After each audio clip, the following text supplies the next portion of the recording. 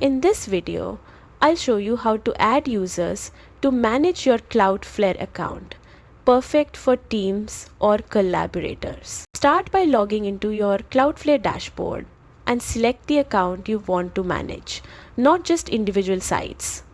Next, go to Manage Account and then Members. Here you'll see current members and their roles. Click Invite to add a new user. Enter their email address. You can add multiple emails separated by commas. Now choose the scope of access, either account-wide or zone-specific. Then assign a role.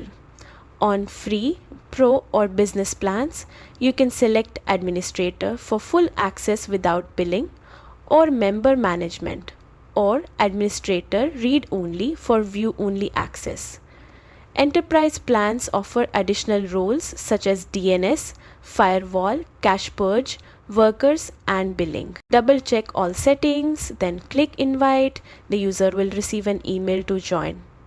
Enterprise users can also use direct add to bypass the email invitation if the user already has a Cloudflare account. And that's it. You've successfully added users with the right permissions, keeping your account secure while improving team collaboration.